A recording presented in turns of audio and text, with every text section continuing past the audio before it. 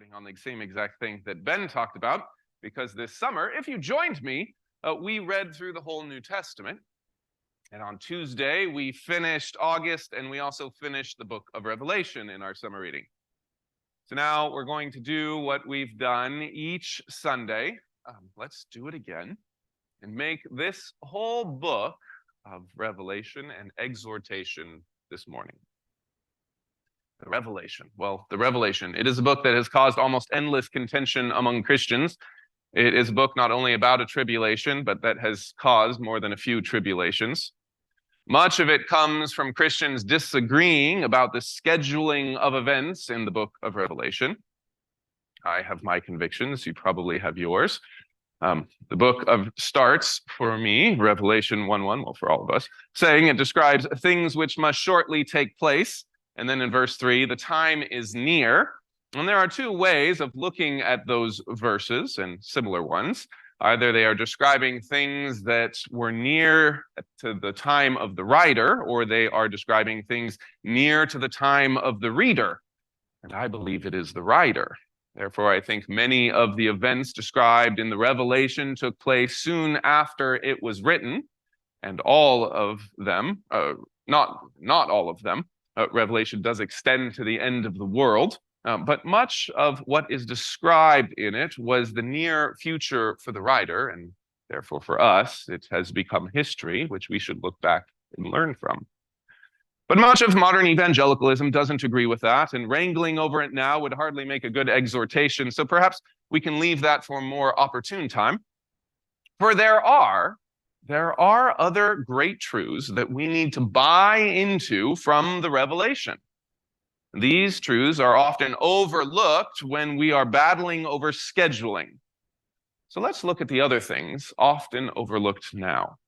For instance, it is often overlooked in the Revelation that it is a victory story. Too many people think it is a sad and drab book about a future that might be pretty miserable for a long time, but actually it is a book that is supposed to be describing how the church wins. If we could get that into us, oh, how that would change us Eeyores. Or ever noticed in the political philosophy given us in Revelation that events on earth are chiefly altered not by things happening on earth, but chiefly altered by the prayers that ascend to God and then him throwing down the changes he's bringing on earth? I mean, if we could get that into us, man, how would that change you and your church's prayer life? Or perhaps the key thing overlooked in the Revelation is that heaven is a worship service. But when John is called up into heaven and he gets to heaven, what does he see there? He sees heaven as a place that is involved in one thing, the worship of God, a worship service. And frankly, a pretty liturgical worship service at that. There are calls and responses, there are incense and choirs, there is reverence, and there's moments of silence, and there's prayer, and there's thunderous preaching. It even says, in the voice of thunder. Definitely is not, by the way, a self-help sermon when he gets up there. It is absolutely not seeker-sensitive. And that should shape far more of what a church does on earth than it has. And perhaps the thing to say that is most true about this, and yet most pointed, so brace yourself, this is an exhortation, is this: that no one who avoids church on earth will find much to enjoy in heaven. If praise and prayer and adoration and recitations and songs and ceremonies, well, to put it in a word, if worship seems a royal waste of time on a Sunday, what will you do when it goes on for eternity? Will you want to be in heaven? And are you preparing yourself for heaven?